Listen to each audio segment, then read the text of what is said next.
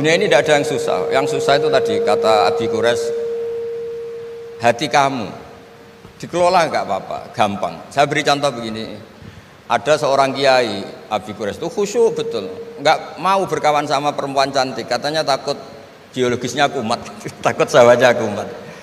Kalau berteman orang jelek kan nggak apa-apa, Gus, nggak minat, apalagi orangnya merongos kukulan banyak katanya. Terus tak ingetin, syahwat yang nggak pada tempatnya itu dosa, tapi ngenyek orang juga dosa kata saya. Artinya dia menghindari perempuan cantik tapi dosa menghina. Itu juga ada orang yang nggak mau berteman orang kaya, takutnya tamak gini-gini, senengnya sama orang miskin. Ternyata apa? Diperbudak, disuruh mijetin, disuruh-suruh. Dosanya yang berbudak itu. Jadi intinya dalam semua lini kehidupan tuh ada problem fikih. Makanya kita harus pinter-pinter berteman orang kaya, semoga kayanya untuk kebaikan. Berteman orang miskin supaya kita tawadhu. Melihat alumni UGM yang sukses kita bangga. Yang bikin masalah kita istighfar, gitu aja gampang kan urusannya. Artinya kiai juga sama. Kiai itu punya alumni yang jadi kiai, alhamdulillah. Yang enggak jadi kiai problem, ya kita istighfar semua di semua kehidupan kita. Nah, kata bapak, ini bapak saya, kalau pagi-pagi Abi Quraisy itu ada orang nyun sewu, orang miskin, sholatnya pas-pasan, pakai celana pendek, pagi-pagi rokok di warung. Bapak itu mesti bilang gini, hak, aku sing kiai ra mesti sebahagia itu.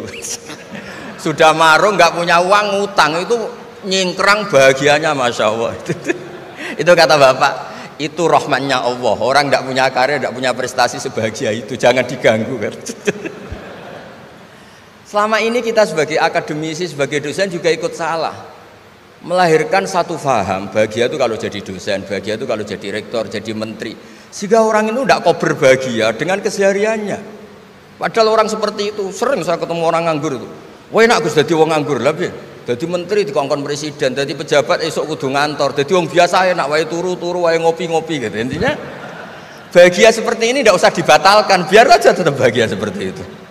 Karena kalau kamu jadi dosen, nyanyi Anda di UGM juga kamu nggak mau.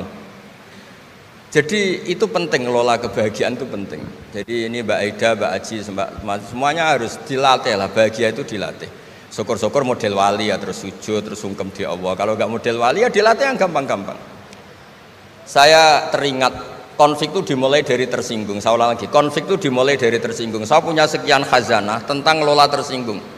Saya berkali-kali cerita itu. Suatu saat Imam Syafi'i didatangi orang, cium tangan, terus hormat. Setelah itu orangnya menghujat.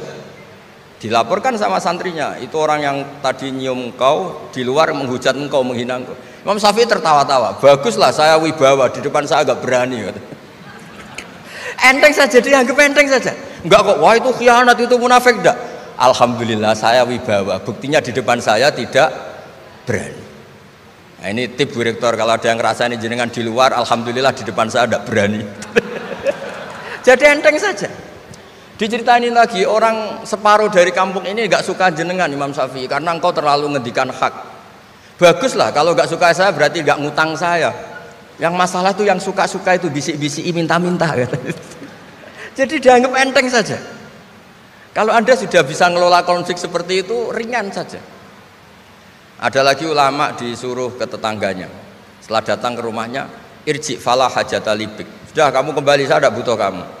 Setelah sampai rumah dipanggil lagi, ya saya jadi butuh kamu, silahkan ke rumah. Datang lagi sampai 3 kali. Dan setiap dari 3 itu ulama tadi senyum, senang, puas sekali. Akhirnya pemuda tadi tanya, engkau saya bully, saya kerjain kok tetap senang ceria. Sampai 3 kali, ayo datang ke rumah saya. Setelah sampai rumahnya, sudah pulang aja, saya tidak butuh kamu. Setelah di rumah dipanggil lagi, Pak Yai jadi acara di rumah saya. Setelah di rumahnya, sudah saya tidak butuh kamu, pulang. Sampai 3 kali. Dan fikul lil marroh, di fitil kal marroh, di semua itu beliau senyum, senang menikmati. Terus tanya pemuda tadi, kenapa engkau tetap senyum-senyum menikmati? Saya ini penghamba Allah sejati, senang saya sama ajarannya Allah, disuruh menghormati tetangga. Kamu tetangga saya, minta saya datang ya datang, puas kamu nyuruh saya pulang ya saya pulang. Alhamdulillah saya jadi hamba Allah yang baik, ngikuti perintah Allah, hormat tetangga, katanya. Sama kita di Indonesia gitu, kalau Anda tidak sefaham dengan presiden atau dengan bupati, perintah Allah itu hubungan dengan mereka baik, cocok tidak cocok harus baik, itu perintah Allah. Jangan yang cocok di kita membebek, tidak punya prinsip, tidak punya ideologi. Saya diundang di sini, kalau nuruti nafsu saya tidak cocok. Kiai kok diatur-atur. Tapi perintah Allah disuruh hormati kawan. Kata Rasulullah di sebuah hadis, inna min abaril birri silatar rajul ahla wuddi abih. Kebaikan tertinggi itu adalah berkawan baik sama teman bapaknya.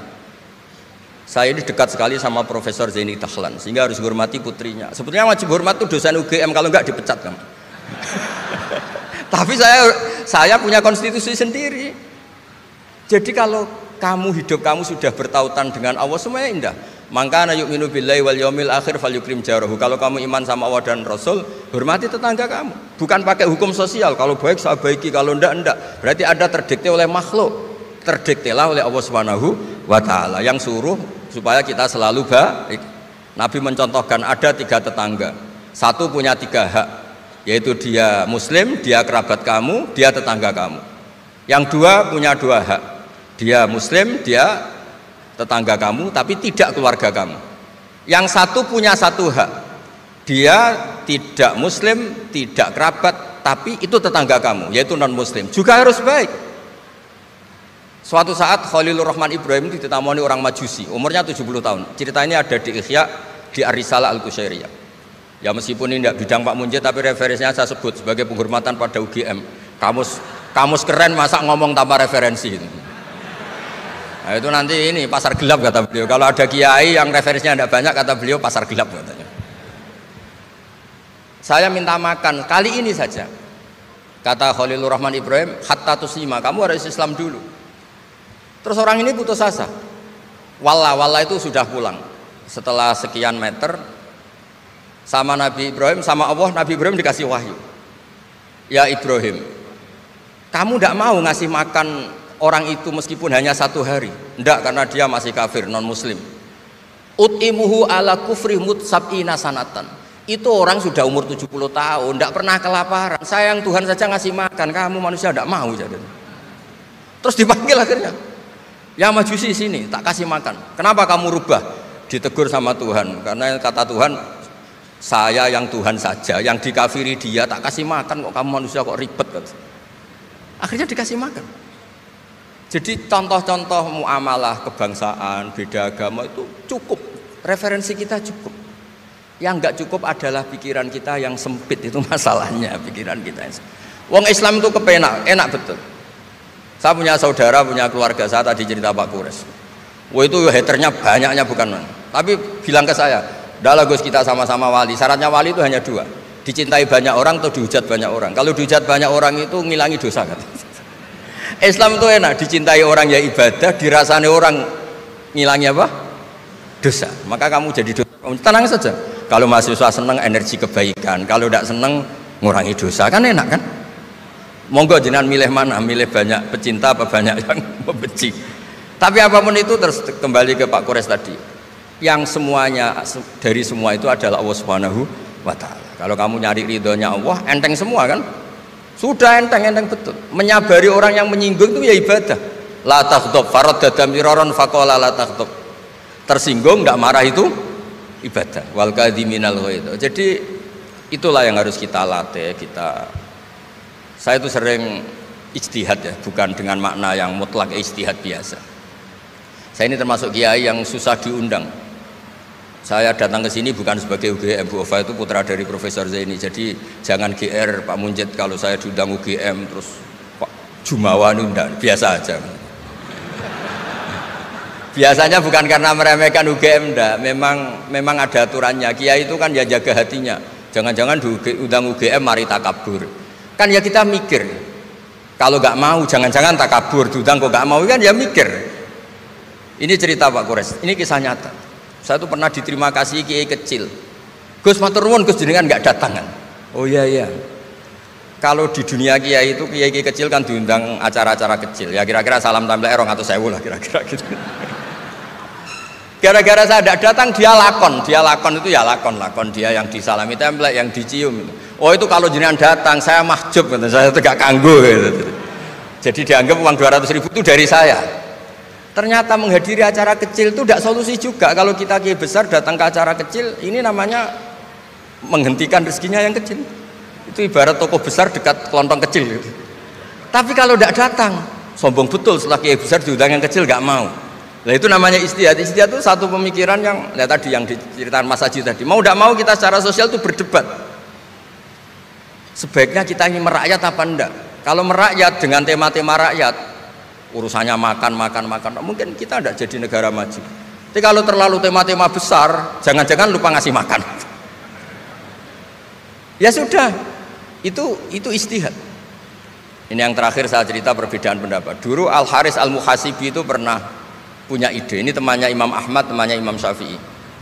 Ya Imam Ahmad saya mau ngarang buku tentang menolak faham-faham Mu'tazilah, faham-faham yang nggak benar. Menurut Anda gimana? Jawabannya lucu. Jangan katanya. Kenapa? Sebelum Anda membantah mereka, meluruskan mereka, pasti Anda cerita argumentasi mereka. Ketika cerita argumentasi mereka, jangan-jangan mereka lebih tertarik argumentasinya Mu'tazilah daripada argumentasi Anda. Berarti Anda ikut menyebarkan kebid'ahan itu. Terus oh iya. Nah ini mohon maaf ini mahasiswa UGM yang masih muda-muda ini. Misalnya rektorat bikin pengumuman, nyuwun sewu ada gambar yang seronok, yang menarik. Terus ditulisi gini, jangan lihat ini bahaya. Misalnya. Orang lihat tulisan jangannya apa ngelihat gambarnya? Nah, tidak semua kebaikan disebarkan itu baik karena ini ada hitung-hitungannya. Saya sebagai ulama ahli sunnah misalnya, tahu madzhab Mu'tazilah, tahu madzhab yang lain-lain itu dari cerita ulama itu. Jangan-jangan ketika kita cerita bahaya NKRI misalnya, kita ini mencintai NKRI justru karena baca buku bahaya NKRI dalam ambang apa. Setelah baca terus tahu ekstremis, tahu ini itu, malah benci NKRI. Padahal kita ngarangnya demi persatuan NKRI, tapi kita tahu problemnya dari nulis. Nah itu hal-hal yang memang dalam istihad, dalam pemikiran itu, makanya saya hanya cerita yang ada di kitab karena ini keahlian yang memang saya diundang di sini, jadi saya profesional saja. Jadi di bab-bab seperti itu tuh memang kita pasti gamang. Berteman orang kecil katanya merakyat, ternyata memperbudak. Enak kan Anda misalnya Pak Munjid berteman kampungnya di Kebumen, dosen UGM tinggal nyuruh minta mijitin. Kalau berteman rektor disuruh-suruh kan. Nah ternyata tidak merakyat. Senang berteman orang bisa disuruh, gak siap berteman atasnya. Lah gak mau berteman atasnya katanya merakyat, ternyata karena hasud, karena gak jelas semua, hidup ini gak jelas. Yang jelas hanya Allah Subhanahu wa taala. Makanya menurut ilmu tasawuf itu qulillah tsumma dzarhum fi khawdimi alabun, sudahlah kembali ke Allah. Berteman orang kecil ya karena perintah Allah. Kalau karena perintah Allah pasti inginnya ikram, memuliakan. Berteman orang besar juga karena perintah Allah supaya ada hasud, supaya Indonesia ada chaos. Kayak tadi yang didawuhkan Pak Quraisy, la imamun khusyum khairum min fitnatin tadum. Imam yang dengan arti salah itu masih lebih baik ketimbang chaos. Karena kalau chaos lebih gak kebayang. Ya apapun itu cukuplah khazanah-khazanah Islam untuk mendidik kita sebagai orang yang menjaga kebinekaan, menjaga ukhuwah. Ketika negara ini berdiri itu ya dialek semua antar umat beragama. Sehingga diputuskan yang penting itu berketuhanan. Maka yang ditolak oleh konstitusi kita adalah ateisme, komunisme. Saya membayangkan misalnya punya anak perempuan, diajak orang yang tidak beragama di tengah hutan misalnya, bunuh ya tidak takut Tuhan, merkosa tidak takut Tuhan, salah etika ya tidak takut Tuhan. Bandingkan kalau diajak yang beragama, pasti masih ada rambu-rambu, ada ini itu. Sehingga memang masalah betul ketika orang tidak berketuhanan itu. Itu semua tokoh agama bersepakat. Termasuk saat itu ya ada Perindo, selain ada NU ada Perindo. Itu yang ditentang itu adalah ateisme. Karena kalau orang tidak bertuhan itu ngeri. Ngerinya itu ya tadi misalnya kita punya anak perempuan atau punya keluarga, diajak orang yang tidak beragama. Misalnya berzina ya tidak takut dosa, merkosa ya tidak takut, bunuh ya tidak takut karena nggak punya Tuhan. Mungkin takutnya sama polisi ya kalau ketahuan, kalau enggak. Tapi kalau orang bertuhan ini sistem kesalehannya, sistem kebaikannya ini berlipat-lipat. Takut hukuman Tuhan, takut sosial, takut ini itulah, sehingga kita bersepakat berketuhanan. Lalu kedua, ada beberapa kejadian nyata di beberapa negara yang fahamnya itu tidak bertuhan, itu bekas kondom atau bekas apa dipakai lagi, didaur ulang. Bahkan tinja yang bisa dikelola jadi bahan makanan. Kalau yang beragama tidak, termasuk mungkin di ilmu medis ini tidak wilayah saya, tapi saya cerita mungkin masalah-masalah kayak ya apa hal-hal yang menurut kita dilarang, menurut agama mereka enteng saja. Misalnya bikin cadangan-cadangan organ tubuh dan sebagainya. Kalau beragama itu masih enak, aturannya jelas. Kalau nggak beragama itu repot. Sehingga saya cerita sedikit lagi-lagi karena kadung dipuji ahli Quran Pak Kures sama saya. Saya cerita. Dulu ketika Rasulullah itu sugeng masih hidup, itu ada kekuatan politik. Satu Romawi bertuhan, yang satu Persia tidak bertuhan, tidak berkitab suci. Ketika Romawi kalah, itu Rasulullah itu susahnya bukan main, karena yang masih mentautkan diri dengan Tuhan kalah sama yang sudah tidak bertuhan. Dan ketika akhirnya Persia yang kalah, yang menang Romawi, Nabi itu ikut senang karena yang bertuhan mengalahkan yang tidak bertuhan. Kenapa penting bertuhan? Karena bertuhan itu setidaknya punya aturan. Melakukan ini dosa, melakukan ini dosa, empati sama fakir miskin itu ibadah. Semua agama pasti sama di tema-tema seperti itu. Sehingga berketuhanan ini penting sekali, kata Pak Kures tadi, berketuhanan itu luar biasa.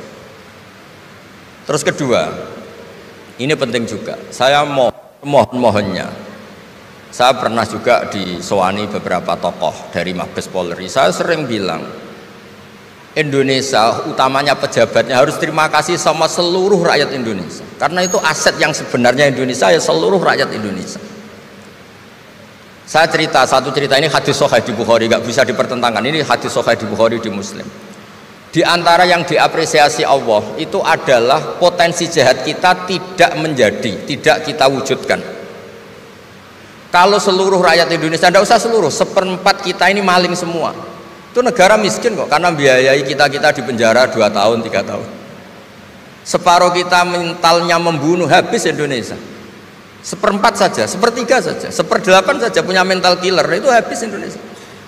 Ketika rakyat kita, ketika tetangga kita, masyarakat kita tidak melakukan kejahatan, itu ketertiban yang sejati.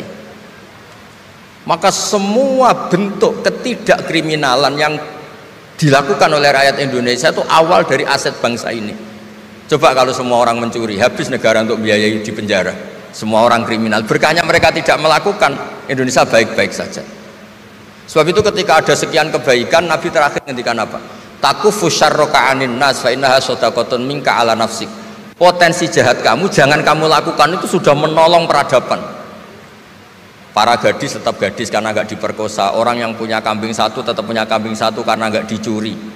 Orang yang berkarir tidak terhenti karena karakternya agak dibunuh, tidak dihujat, tidak dihentikan, tidak disetop oleh cibiran, oleh bulian.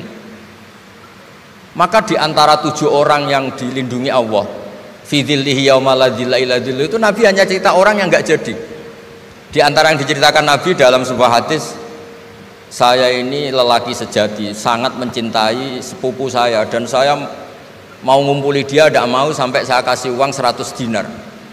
Setelah saya kasih 100 dinar, saya ingin ngumpuli dia dengan cara salah tentu. Dia gak mau dan berpesan, la tafuddal khatam illa bihaqqi. Kamu jangan ngumpuli saya sebelum nikah. Singkat cerita, pemuda ini gak jadi melakukan hal yang nista, yang gak benar. Itu sama Allah dijadikan wali. Berkahnya gak jadi. Jadi kalau potensi kejahatan kita tidak menimpa orang lain, itu sudah luar biasa. Jangan nunggu berjasa kita dapat penghargaan setelah kita jadi kiai besar, jadi dosen UGM, jadi ini itu. Semua masyarakat kita yang menahan potensi kejahatannya itu adalah aset sejati Indonesia. Karena sekali mereka berkejahatan, entah itu mencuri, merkosa, habis. Harapan kita sebagai bangsa habis. Tapi selama ini nunggu ngapresiasi itu yang bentuknya fi'lu, yang bentuknya mereka melakukan apa, sebetulnya enggak. Tidak melakukan kejahatan itu sudah bagian dari kebaikan yang luar biasa. Terus yang terakhir tadi yang pertanyaan pemimpin muslim dan non muslim. Memang ini wilayah sensitif, tapi sebetulnya bisa dianalisis secara fikih. Ya saya ulang lagi, bisa dianalisis secara fikih Nusantara, fikih kebangsaan. Jangan dianalisis pakai fikih yang internal dalam Islam. Saya ulang lagi, jangan dianalisis menurut fikih yang di internal Islam. Kita beri contoh umum saja ya. Kita beri contoh umum saja. Dulu Pak Kures pernah mencontohkan kalau non muslim bisa jadi pilot beneran, padahal dia non, sama Pak Munjid yang kiai di UGM nggak bisa jadi pilot. Kira-kira milih mana? Tapi itu kan wilayah yang sensitif karena ini di Indonesia itu konteksnya bukan urusan pilot, urusan mewakili kebanyakan Indonesia itu Muslim dan demokrasi itu mencerminkan suara mayoritas. Tapi tidak mungkin juga membiarkan Muslim yang killer, yang pembunuh, yang dulu punya reputasi yang misalnya macam-macam. Jadi hal-hal seperti itu kata Quran itu jangan berdiskusi sesuatu yang kalau menjadi jelas malah masalah karena itu kan seperti pertanyaan gini, Gus saya punya kerabat di Jogja tapi pelit sama orang lain dermawan, bagus mana? Kita kan nggak mungkin menganjurkan mutus hubungan keluarga, tapi tidak mungkin juga suruh ikut orang pelit. Anda menggugurkan orang fikih karena kalau yang nggak ahli fikih itu ya gampang saja jawab semaunya. Tapi kalau saya sebagai orang yang nekuni fikih itu bingung. Saya sering ditanya orang juga, Gus saya mau nyalon lurah, ya lurah atau bupati atau apa? Katanya nyuap itu haram, Gus. Setelah dipraktekkan nggak bayar, nggak bagi uang, ya nggak jadi betul. Yang menang yang bayar. Terus akhirnya fikihnya tak rubah. Nyuapku yo haram, medit yo haram kata saya. Dimodifikasi sedikit, akhirnya alhamdulillah Gus bar sedekah gitu. Ya menang akhirnya berkahnya sedekah. Karena kita sebagai pemimpin atas nama tidak nyuap ya jangan juga jadi orang kikir dong. Atas nama tidak nyuap terus jadi orang kikir. Repot kan? Tapi jangan juga bayar yang sampai merubah hukum dari orang yang nggak layak mimpin karena bayar menjadi pemimpin. Ya jangan juga sampai gitu. Ya akhirnya saya bilang nyuap itu haram, medit juga haram. Alhamdulillah barokahnya kombinasi fikih ini. Ya nyuapnya tetap haram tapi rakyat tetap dapat uang gitu. Tapi nanti ketika Anda tidak layak jadi pemimpin itu juga haram karena menjabat sesuatu yang nggak wilayah Anda. Jadi seni-seni ngelola Muslim, non-Muslim dan itu tidak bisa dipukul rata karena itu wilayah-wilayah yang sensitif, yang butuh detail, yang butuh satu peristiwa spesifik. Saya pernah ditanya, Gus saya ini hidup di Amerika, kalau milih presiden kan sama-sama non-Muslim, milih yang siapa? Ya jawab yang akhafu dororon. Misalnya ada presiden Amerika yang sangat demokratis misalnya, dia membiarkan Islam berkembang. Sama jenis non-Muslim yang Islamfobia, tentu milih yang demokratis. Ada yang dosanya itu membunuh, yang satu dosanya korupsi, ya milih ya korupsi karena membunuh itu lebih ekstrim timbang korupsi misalnya. Itu ada di aturan fikih. Jika sama-sama pasti salah, milih yang akhafud dororen, yang madorotnya ada begitu apa besar. Coba kalau kita punya pemimpin yang hobinya itu bunuh, sama yang hobinya rakus harta misalnya, itu di fikih jelas dijelaskan milih yang rakus harta kalau bandingannya itu karena pembunuhan itu lebih berat secara ukuran dosa. Tapi apapun itu ini bukan pembenaran pada kesalahan, bukan, tapi memang ada aturannya. Apa kalau ada dua dororani, dua bahaya, urtukiba khofuma, kalau ada dua hal yang bahaya dipilih yang paling apa ringan kalau dalam konteks ya tadi. Kalau kita membiarkan pemimpin yang nggak benar dipimpin orang nggak benar, tapi kalau memaksakan chaos misalnya, ya milih yang nggak chaos. Itu kan ada aturannya di fikih karena Nabi menghindari al-harad. Al-harad itu chaos, pembunuhan massal itu nggak boleh, dan mayu adila dalik juga nggak boleh, yang bisa potensi begitu juga nggak boleh. Jadi saya mohon di antara aturannya Quran itu latas alu anasya intu bedalakum tasukum, kamu jangan diskusi sesuatu yang kalau diperjelas malah kamu yang malu. Saya biasanya mencontohkan hal-hal yang ringan kayak suami istri. Misalnya Anda tanya sama Pak Munjid, istrinya tanya, Mas apa betul saya ini cinta pertama Anda, bukan alternatif terakhir? Wah itu rata-rata orang nikah itu kan korban alternatif terakhir gitu. Itu kalau ditanya sama-sama konangan itu aslinya itu. Ceweknya juga sama, apa betul Pak Minjit itu cinta pertama pilihan terakhir? Oh saya sering mau nikah ini orang yang saya cintai tapi takdirnya ini gitu. Itu kan orang dibilang takdir itu kan ya tersinggung gitu. Jadi banyak hal yang kalau didiskusikan tuh masalah-masalah. Latas alu an asya intu bedalakum tasukum, kamu jangan tanya atau diskusi sesuatu yang kalau diperjelas itu malah masalah. Jadi itu etika ya, etika dalam diskusi juga jangan memicu lagi. Saya kira demikian, nanti ditambahi oleh Abi Profesor Kures, monggo.